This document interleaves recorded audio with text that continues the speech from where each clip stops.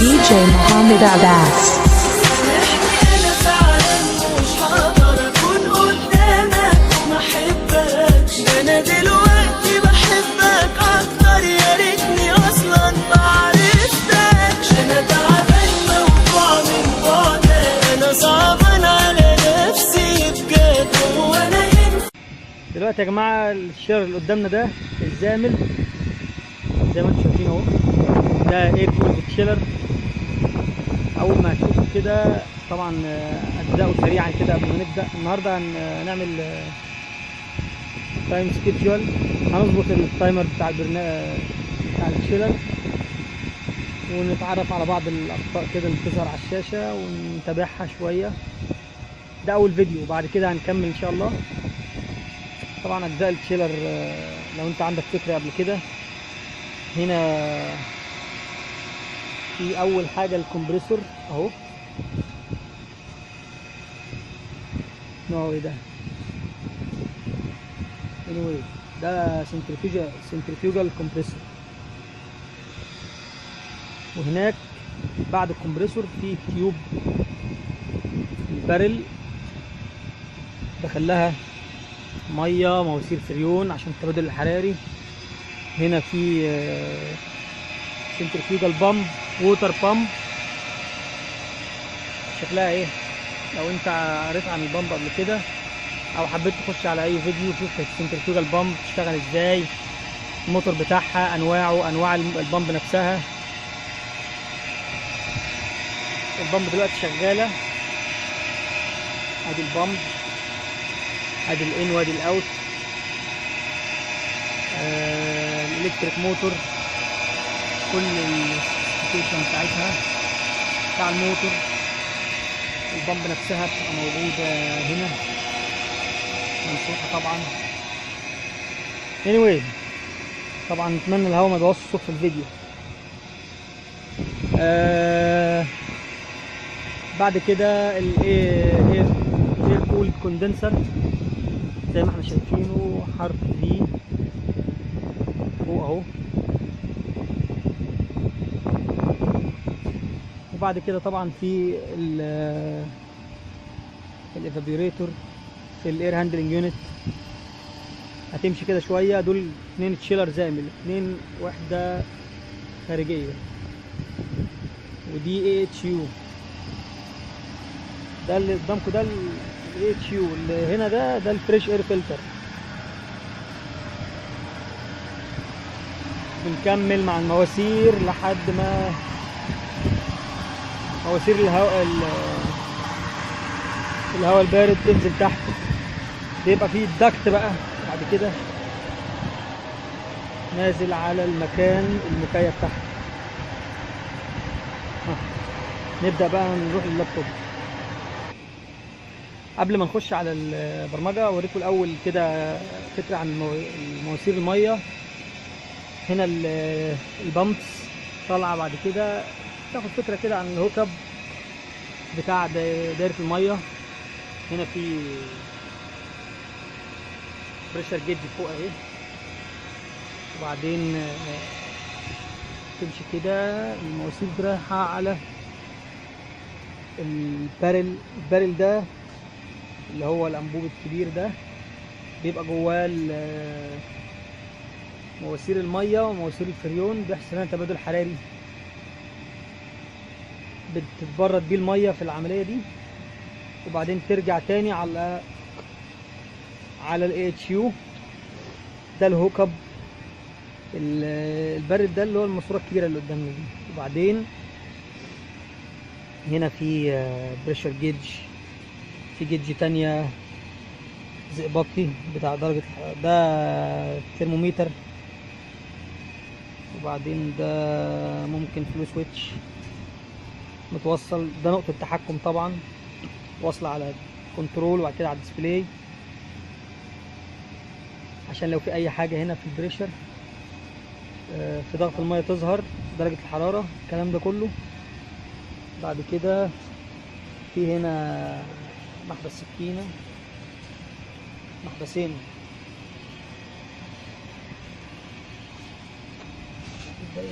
ده جلوب فالف وده بس سكينة جيت فالف. وبعدين هنا في سترينر، هنا في جيت فالف برضو. لازم جيت فالف على الطرد وعلى السحب، لازم بريشر جيج، لازم ترموميتر على الطرد وعلى السحب. بعدين في جزء تاني من الخط برضو في بريشر جيج هنا، اتنين اهم، واحدة وواحدة، طرد وسحب، محابس سكينة على طول الخط. طبعا بيانات التشيلر يعني قدرته قد ايه، في النيم بليت بتاعه، في كل البيانات، قدرة الفولت، الكباستي قد ايه، القدرة التبريدية هنا 125 كيلو وات تبريدي، تقدر تحولها لبي تي يو بر اور، مش عارف تطلع كام. هنا النيم بليت بتاعه، نوع الفريون ار 134 ايه، تحت ثلاجات. فولت الكنترول، الفولت كله 220 فولت، 3 فاز. السيركت الامبير 155 امبير، ما شاء الله. بعدين دي اخيرا بقى لوحة التحكم، الديسبلاي بره اهي لما نفتح ديسبلاي تشيلر الزامل. اتمنى يكون الصوت واضح، تعرفوا تسمعونا كويس. لوحة التحكم اهي، نفس فكرة أي لوحة تحكم بتاع وحدة باكج، أو كل التحكم عموما واحد، باكج ولا سبليت اي سي أو كده، كل الفكرة واحدة مع فرق حجم وكباستي بتاع المكونات كلها. ناخد فكرة برضو كده سريعا. دي خطوط الفولت الرئيسية. طبعا ده أول حاجة الكمبريسور، ده سكرو كومبريسور،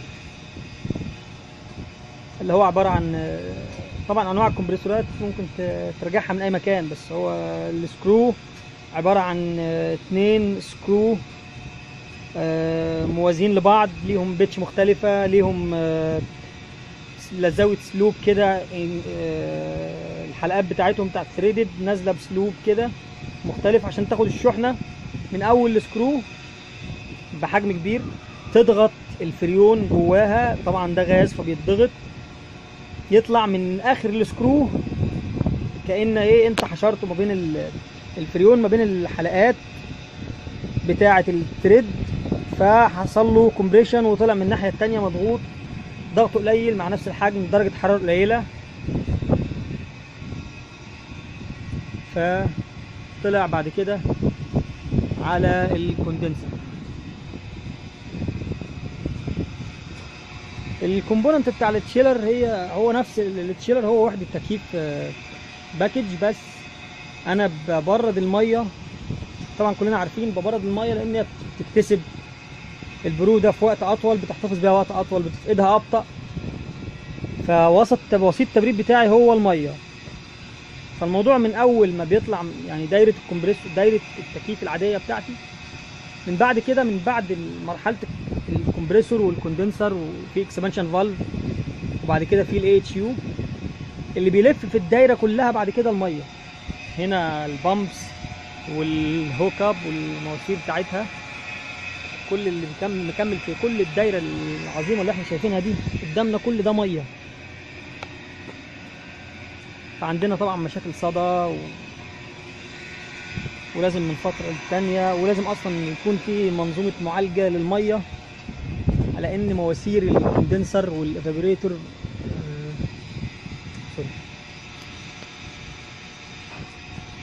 لازم عندنا منظومه معالجه للميه عشان الصدى اللي احنا بنشوفه ده.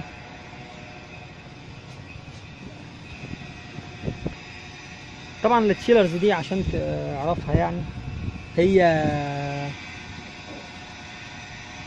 مفيش حاجه ان انت هتعرف التشيلرز. يعني انا بعرف، يعني ايه انا بعرف التشيلرز؟ هي مش نوع واحد، ولا كلها ستاندرد، ولا حتى المكونات بتاعتها كلها ستاندرد، لا، ده كل مكون ليه انواع تانية، وكل تشيلر فيه مكونات، 4 مكونات للدايره، ليهم موديلز مختلفة واشكال مختلفة وكفاءة تبريد مختلفة. فانت التشيلرات عموما في الانواع كلها ممكن تقول مثلا 40 50 نوع، لكن هم في انواع مشهورة كتير. يعني اشهر حاجة كارير، رين، يورك، الزامل، في كذا نوع مشهورين. فانت لما تعرف 3 أو 4 انواع تتعامل معاهم، تغير التايم، تكتشف العطل فين، تعالج عطل مره واثنين وثلاثه. الاعطال بتاعته هي اعطال الباكج بالظبط، بالاضافه لاننا في توضيح اكتر. في هنا ديسبلاي بتقول لك العطل فين، تقدر تشوف الكومبوننت عايز تغيره وتغيره احسن من الباكج. تقعد تعمل تراول شوتنج من نفسك وتشوف العطل فين. في اعطال كتير هنا بيجي المصنع هو اللي الضمان بقى يجي هو اللي يشوفها. حاجات قطع غير معينة عندهم. فانت تعرف نوع 2 3 كده، انت بتعرف تشيلرز. هو بعدين مفيش حد هيديك دورة تدريبية في التشيلر، انك تاخد كل واحد بيدي دورة في التشيلر بتاعه، يشرح لك مكوناته ايه، بيشتغل ازاي. ممكن تبقى يوم يومين 3 ده من خلال شغلك. لكن انت لو اتسألت على هل انت بتصين، هل صيانة التشيلر عندك فكرة عنها، فانت عندك نظريا لو قريت وشفت فيديوهات هيبقى عندك فكرة 20% مثلا. بعد كده بالممارسة عرفت نوع، خدت فيه دورة، شفت دورة اونلاين. انا شفت فيديو عن كارير ساعة على يوتيوب شارح كل حاجة فيه، استفدت منه جدا. فانت كده خدت براند وعرفت عنه. بعد كده شوف براند تاني، خلاص بقيت بتعرف الشيلرز. وبعدين الباكج كده كده في اي يوم تاني هبقى اوريها لكم، نشرح لكم. عندنا صيانة الباكج طبعا ده شغلنا اليومي، كل يوم بنصلح ليك، بنغير كومبريسور. هنصور لكم العمليات كاملة ان شاء الله. نروح بقى على البرمجة، نخش بقى نشوف التايم هنضغط على الايه. هو قرا التشيلر دلوقتي اللي هو نوعيته ASY زامل، تمام. بيحمل طبعا الايه المعلومات كلها بتاعه الايه بتاعه التشيلر، القرايات بتاع السنسورات، الاكسبانشن فالف، الالارمات، الكمبريسور، درجات الحراره، كل حاجه. هو دلوقتي مرحله التحميل.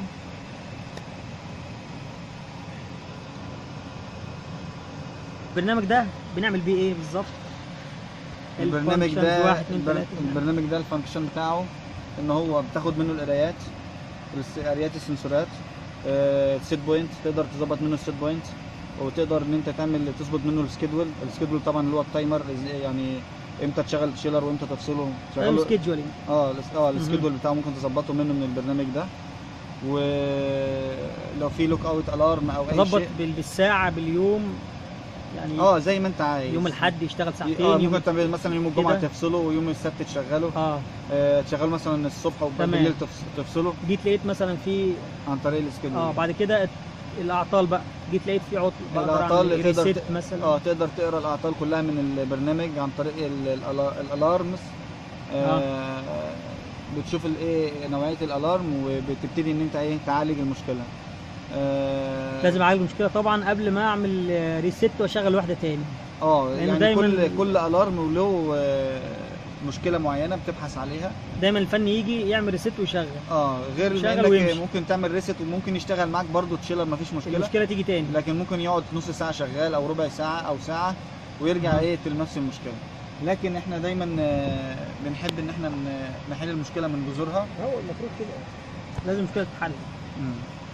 لسه يا جماعه البرنامج بيحمل، ممكن هياخد وقت. تفصل دلوقتي، جاري التحميل اهو.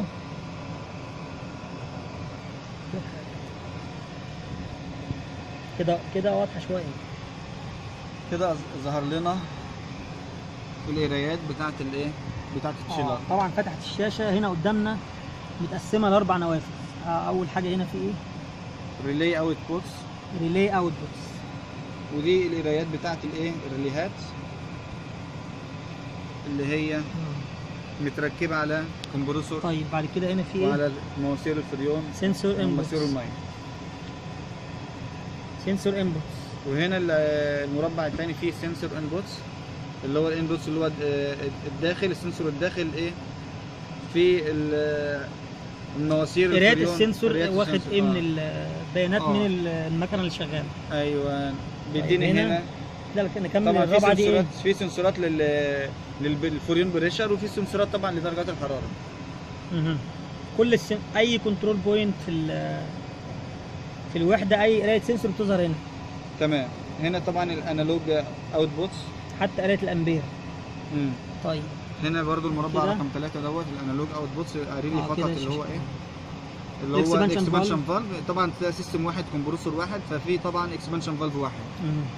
وفي المربع رقم 4 دوت سيستم ستاتس، حاله السيستم ايه، حاله النظام ايه. مديني هنا الكاباسيتي كنترول ستاتس، تمام. ومديني هنا دي الحاله العامه اذا في لوك اوت. وده هنا مثلا كاتب لي الكمبرسور لوك اوتس، في الارم هنا طبعا لوك اوتس، في الارم اهو ظاهر بالاحمر اهو. اللون الاحمر ده الارم، يعني معنى كده ان ايه الكمبرسور مش شغال والتشيلر مش شغال. ايه المشكله بقى نعرفها ازاي؟ هنعرف المشكله ازاي؟ طبعا هنروح ايه نشوف ايه سبب اللوك اوت. تمام. نروح الالارم نضغط عليه، اخر حاجه اهي الالارم نضغط عليه هنا. تمام. ايا كان ايكون الارم. فهنا ظهر لي دوت الستوري كله بتاع ايه الالارمات كلها اللي جت فين في التشيلر. بيسجل لي الالارمات كلها بتاريخ مثلا ممكن يعني هنا لغايه اخر الارم فين بقى اللي هي بتاعت دلوقتي حالا؟ اخر الارم مديهوني اللي هو ايه باور ريتيرن. في حد عمل ريست، تمام. يعني عمل شات داون، بعدين رجع عمل ايه ريست للبريكر تاني. طبعا دي طريقه للعمل الريست، وبرده مش مجديه لان ما حلش المشكله الفني. وطبعا هنا بيظهر المربع ده ممكن تعمل برنت لكل الالارمات بتطبعها طبعا. ده الالارم لوج. وممكن ايه يعني بعد كده الايقونات دي بتعمل كلوز. هنا في حاجه تانية في البرنامج بيديني هنا 4 خانات، هنا في السيرفيس وفي السكيدول. طبعا على فكره الايكونز اللي تحت دي ال4 دول هم اللي في الديسبلاي فوق، يعني بتلاقي 4 زراير بس في الديسبلاي، واحد سيرفيس، واحد سكيدول، واحد سيت بوينتس، واحد الارمز. أيوة. ده نفس اللي على الديسبلاي. ايوه. طيب هنا ايه ده؟ سكيدول. طبعا هنا السكيدول دوت بنظبط منه زي التايم سكيدول ده زي التايمر، بنظبط منه ضغطت على سكيدول، بنظبط منه امتى تشغل تشيلر وامتى عايز تطفيه، او تشغله 24 ساعه، تشغله ساعتين في اليوم حسب ما انت ايه محتاج. تمام. وهنرجع للنقطه بتاعت السكيدول وازاي نظبط السكيدول. دي السيت بوينت، وانت السيت بوينت ديت بتظبط منها ايه درجه حراره الميه اللي انت ايه عايز تظبطها عليه. في تشيلد ووتر، تشيلد ووتر تشيلد ووتر ان، تشيلد ووتر اوت. لا السيت بوينت، السيت بوينت ديت ضبط درجه حراره الايه الميه، تبريد الميه. درجه حراره الميه ولا الهواء اللي في المكان؟ لا الميه، السيستم السيت بوينت بتاع الميه. السيت بوينت بتاع الميه انا بظبطها. انت بتظبطها زي ما انت عايز، بس على اساس السيت بوينت دي بيظهر درجه الحراره اللي في المكان تحت. لا ولا دي درجه حراره الميه دي ليها ده سيبريت منفصله. السيستم بتاع الميه منفصل عن درجه الحراره بتاعت الايه الهواء اللي تحت. ايوه. طب انا بظبط هنا السيت بوينت، انا اللي بظبطها انا بتاعت ايه؟ الميه ولا الهواء اللي تحت؟ لا بتاعت الميه. طيب دي نقطه مختلفه عن الباكج. طبعا ان انا هنا بظبط سيستم بيشتغل بالميه وبتتحكم بدرجه حراره الميه، واللي هي احيانا بيبقى 44 فهرنهايت، تظبطها على 44 فهرنهايت او 45. لا 44 فهرنهايت يعني حوالي ممكن حوالي 5. 44 ان وبتطلع باين يعني 44 اوت وبتطلع. لا 44 المفروض اوت. تشيلد ووتر المفروض 44. وطبعا الميه الراجعه من المبنى بتبقى حوالي بيبقى فرق 5 درجات او يعني 3 درجات. تشيلد ووتر ان ممكن 44 اوت تطلع 40. يعني ممكن فرق 5 درجات ما بين السبلاي والريتيرن بتاعت الميه، ممكن ايه في 5 درجات فرق، او ممكن في بعض الاحيان لو في لود كتير في المبنى ممكن يرجع لك فرق 10 درجات او 8 درجات على حسب الحمل الحراري اللي داخل المبنى. وهنا الحاجه الاخيره الالارمات اللي احنا فتحناها قبل كده وشفناها قبل كده. الارم لوج. طيب دلوقتي احنا نبتدي نعمل ايه؟ حاجتين اتنين او 3 حاجات.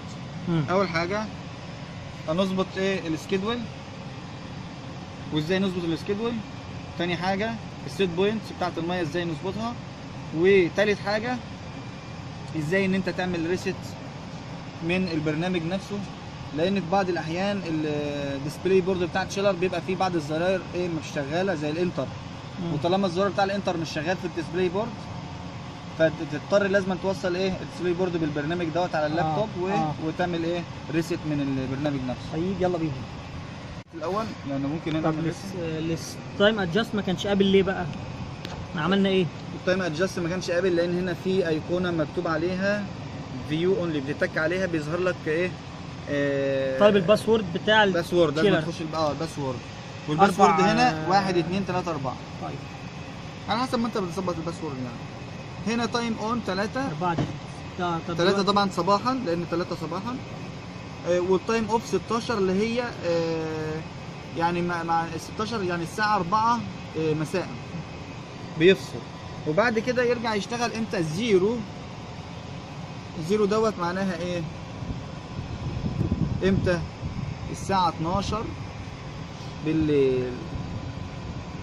ويفصل امتى؟ الساعة 24 اللي هي ايه 12 تاني يوم، يعني بيشتغل 24 ساعة. التيشيرت ده بيشتغل 24 ساعة يا جماعة. دلوقتي في 2 تايمر. ايوه اهو بص دلوقتي احنا عملنا له ريست واشتغل. عملنا له ريست دلوقتي واشتغل. بس احنا بس احنا لما يظهر عندنا هيرجع يفصل تاني ليه؟ لان في مشكله. احنا لازم نحل المشكله من جذورها عشان ما يرجعش ايه يفصل تاني. والمشكله دي بنعرفها طبعا عن طريق الايه الالارمات والسنسورات اللي احنا ايه اللي البرنامج قاريها. تمام؟ ادي السكيدجول دوت اوريدي اللي هو الايه التايم. تقدر انت تظبط التايم دلوقتي. تمام؟ يعني تتك هنا تظبط التايم اللي انت عايزه. ظبطناه خلاص كده. هو كده مظبوط تمام مفيش مشكله. طيب تعالى نروح للالارمات من 3 ل 16. 3 الفجر 3 الصبح اللي هو الفجر لحد 4 العصر. مظبوط لحد 4 العصر. ماشي. الالارم الصحيح هنا اول الارم هنا مديلك ايه؟ اوجست 25 يوم 25 اوجست 25 8 حصل ان في لوك اوت ريست. لوك اوت ريست النهارده 25 8 احنا عملنا له لوك اوت ريست. لسه عاملين دلوقتي لوك اوت ريست وزي ما انتم شايفين وسامعين التشيلر شغال. في ايكون فوق اهي اسمها ريست كلير ريست او كلير. دي اللي احنا بنعمل منها يا جماعه الريست اللي هو الريست بنضغط عليها كده بيقول لي ريست لوك اوت. طبعا اللوك اوت ده له اسباب كتير والسبب الرئيسي له هو شحنه الفريون. لازما الفني يتاكد من شحنه الفريون. وطبعا السيستم ده بيستخدم 134 ايه فريون. لاك اوت دي بتحصل لما الضغط بتاع الضغط المطلوب للفريون يقل عن المستوى بتاع الشحنه مظبوط. يا اما الديزاين بريشر للمكنه يا اما الفريون قليل اول ما الضغط يقل او يزيد يحصل لاك اوت. لاك اوت يحصل ازاي؟ كنترول بيحصل فيه عن طريق السنسور سيجنال كده ان هو ما يشتغلش الوحده لحد ما يتعمل له ريست من جديد. حتى انت لو عملت ريست لللوك اوت بيرجع تاني يشتغل نص ساعه ويرجع يفصل طالما ما حلتش المشكله. طالما ما حلتش مشكله الفريون. شوف المشكله فين. وطبعا في اسباب تانية غير الفريون اللي هي الكوندنسر فان موتور ممكن يكون مش شغال فبيحصل لاك اوت برضه نفس الشيء بيحصل لاك اوت. وممكن يكون السنسور نفسه خربان فانت الفني لازم يقيس السنسور بالاميتر. الكلام ميتر بيقيسه بيظبط الكلام ميتر على الاومز وبيقيس السنسور. الحاجات دي يعني انت تاخد السنسور كوحده لوحده وتقيسه تشوفه شغال ولا لا. او طريقه ثانيه عن طريق يظبط الكلام ميتر على الايه على الفولت والدي سي فولت طبعا وايه ويشوف بيبقى في كل سنسور له قرايه معينه من الدي سي فولت. لو قاس ولقى نفس القرايه اللي مكتوبه على السنسور يبقى السنسور سليم. لو ما لقاش نفس القرايه يبقى السنسور فيه مشكله. لازم يتغير. طيب يعني اللاك اوت ممكن يكون فريون زياده، شحنه زياده، ممكن يكون فريون قليل، تمام. ممكن يكون ليك الفريون نفسه مسرب، ايوه الكوندنسر فان موتور مش شغاله، مظبوط. في اوساخ واحمال زياده على الكوندنسر فين مطربه وقافله، الهواء مش معدي منها. تمام كل الاسباب دي انت بيظهر لك ان السيستم فيه لاك اوت. تمام بتراجع كانك بتصين واحده باكج بالظبط او جهاز سبليت في البيت. تمام. راجع على دايره احنا بندور على الاسباب الرئيسيه اللي هو الفني يقدر اول حاجه يبتدي ان هو يبتدي فيها واحده واحده، لان طبعا في اسباب كتيره، لكن الاسباب في اسباب رئيسيه للمشكله. الفني بيراجع على الدايره واحده واحده. بالعداد الضغط اللي هو الجيتش بتاع الادوات بتاع الفني عشان يراجع على الدايره كلنا عارفين طبعا. بيشوف البريشر جيج والفلاميتر. مظبوط الكلام ميتر بتاعه طبعا، بيشوف الامبير بتاع الكمبرسور مظبوط ولا لا. ده لو شغال ممكن لاك اوت يكون الكمبرسور مش شغال. الكمبرسور مش شغال. فاحنا بنشوف ايه المشكله عن طريق الالارمات اللي ظهرت لك على البرنامج. تمام. وواحده واحده بتمشي على الالارمات وتحاول تحل المشكله. طبعا الفني بيفتح الكنترول بانل، بيضغط على الكونتاكتورات بتاع الفان موتور. ثواني كده نوريهم واحنا سريعا كده. ده كابل الداتا، وهنا الكنترول بانل. نوريكم كده فكره عن ايه ممكن يحصل اللاك اوت، نعمل ايه بالظبط. هنا طبعا في 2 بريكر. هنا هندسه السيفت خليك بعيد شويه عشان شغاله. ماشي. هنا عندنا التشيلر دوت عباره عن كمبرسور واحد. الكمبرسور الواحد دوت فيه ستار دلتا، فيه طبعا 2 بريكر للكمبرسور و2 كونتاكتور للكمبرسور. طبعا دوت فيه اللي هو الحمايه بتاعت الامبير، زياده الامبير. كمل. دي حمايه من زياده الامبير. بيفصل الكونتاكتورات، بنوصل بالكونتاكتورات عشان يفصلها لو في مشكله في زياده امبير او زياده حمل. تمام. طبعا دي البي سي بورد، المذر بورد الرئيسيه بتاع الكنترول، وديت متوصله طبعا بيها الاكسبانشن فالف والسنسورات. ايوه الاول كمان اول كده الحته دي بالذات عشان مش عارف. هنا طبعا السنسور واحد مترقمه، سنسور 2، سنسور 3، سنسور 4، 5، 6، 7، 8. سنسور دي بتاعت ايه؟ الميه. طبعا بتاعت الميه وبتاعت البريشر وبتاعت درجه حراره الفريون. فاهمني؟ كذا سنسور، كل سنسور له وظيفه. طبعا اللي فوق خالص دي طبعا الكونتاكتورات بتاع الكوندنسر بتاع الموتور. احنا عندنا هنا كام كوندنسر بتاع الموتور؟ عندنا 4. ودوت طبعا اللي هو الاوفرلود بتاع الفان موتور، وده الكونتاكتورات بتاعتها. ده الاوفرلود اهوت زي ما انتم شايفين بتاع متوصل بالكونتاكتور بتاع الفان موتور. وده سويتش حمايه برضو للتحكم في التيار اللي جاي للفان موتور. دي فيوز بتاعته الكنترول خلاص. وده الموتور سيفر بتاع الكنترول اللي هو حمايه برضو ضد زياده الامبير. ده موتور سيفر حمايه للكارته والاجزاء اللي هي لكل اجزاء الكنترول. كل اجزاء الكنترول. طبعا دي الريلهات دي بتاعت ديت الريلهات الخاصه برضو بتاعت الكوندنسر فان موتور. الريلي ده بيعمل ايه؟ يعني انا عندي 4 فان موتور. والله الريلهات دي مش موصله خالص يا ابو حميد، دي محطوطه كده زياده. مش موصله بسلوك اصلا خالص. طيب كويس. على العموم هنا ده ديت الكارته ديت بتاع الاكسبانشن فالف. دي كارته لوحده. دي كارته لوحده بتاع الاكسبانشن فالف. اوكي. وديت الكارته دي خاصه متوصله طبعا كله متوصل بعضه، والكارته الثانيه متوصله بالسيستم بتاع الفان موتور والهاي. يعني دي الكارته اللي فيها ريليز دي بتاع الفان موتور. طيب ودي كارته اكسبانشن فالف. ايوه. يبقى مكتوب عليهم حاجه زي كده يعني. ده هي مكتوبه الرموز دي مكتوبه هنا سي بي سيركت بريكر، هنا اي في سي اكسبانشن فالف سيركت، وهنا الام بي للمذر بورد او اكسبانشن فالف كنترول، بعدين ام بي المذر بورد. دي اللوحه اللي بتبقى فيها كل طبعا الرموز والرسومات. مظبوط الكلام. دي كل الكومبوننت بتاع اللوحه الكهربيه دي. ودي ايا كان انت بقى فني او الفني نفسه لو بقى له كام سنه شغال بيرجع للوحه دي. طبعا اي حد طبعا بيرجع للوحه ديت عشان قد ما هو من كتر الشغل بيحفظها. يعرف ايه التوصيلات بتاعت الايه الاجزاء الموجوده في الايه دي. في دلوقتي حصل صوت واحنا قاعدين كده، طبعا قلنا المشكله هترجع تاني لان احنا ما حلناش المشكله، احنا عملنا ريسيت وشغلنا.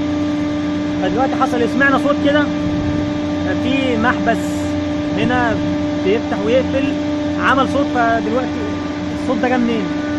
ده صوت فالف اسمه باي باس فالف دوت، بيفتح اوتوماتيك لما يكون الفريون اللي واصل للسكشن بتاع الكمبرسور يعني قليل او زياده. ده باي باس فالف. لو الفريون زياده بيعملوا باي باس على ايه؟ على الكولر اللي هو المبرد، اللي هو البيرو، اللي هو البارل بتاع الايه الايفابوريتور بتاع الميه. فبيعمل باي باس للفريون علشان ما يبقاش فيه لود زياده على الكمبرسور. يعني ده موجود في الديسك شارج بتاع ايوه الفريون. لو في فريون زياده، لو الديسك شارج بتاع ايه بقى؟ بتاع البارل. شفت الماسوره بتاعت الديسك شارج. فريون زياده بيرجعوا على السكشن. ماسوره الطرد اللي طالعه من الكمبرسور بيبقى فيها باي باس، بيدخل بدل ما الفريون يروح على الكوندنسر كويل يروح دايركت على الايه؟ على المبرد اللي هو الكولر اللي هو البارد. تمام. ليه بقى؟ لان في سنسور بيقول لك ايه اللي بيحس ان الفريون اللي داخل الكمبرسور مش كافي لتبريد الكمبرسور. يعني تحس ان السكشن سايد بتاع الكمبرسور درجه حرارته عاليه، فوظيفته ان هو بيطلع الفريون على المبرد ويرجع تاني، خلال المبرد يرجع تاني على السكشن. طبعا اي زيوت او اي حاجه داخل المواسير بتاعه المبرد بترجع تاني، يرجع الزيت تاني على الكمبرسور. اول ما المحبس ده بدا يطلع صوت ظهر هنا الرت باللون الاصفر، يعني الخانه اللي لونها اخضر دي مش عارف تظهر ولا لا. ديت درجه حراره دلوقتي 45. ظهرت باللون اصفر. الرت ده يعني في مشكله، قد ترقى ان هي تبقى الارم. لما تبقى الارم بيتحول للون احمر والمكنه تفصل. فالالرت كان مدي ايه؟ الالرت هنا كان الليفنج ووتر تمبريتشر قليله. الليفنج ووتر تمبريتشر كانت 47 فahrenheit، لا كانت عاليه 47. المفروض تبقى كام؟ 44 45، فهي كانت جايه 47. طبعا رجعت تاني لطبيعتها. المحبس ده عمل الباي باس فرجع السكشن بريشر لطبيعته والتمبريتشر لطبيعتها، فرجعت 44 تاني. anyway ما بقتش الارم والمكنه ما انفصلتش. احنا لسه مستنيين برضو، هنشوف المشكله فين بالظبط. دلوقتي المكنه فصلت الحمد لله، ريحتنا من دوشتها. ونشوف الالارم اللي جه وبعدين هيظهر هنا الارم لسه ما اتحدثش طبعا. هنا هنعرف المشكله فين بالظبط.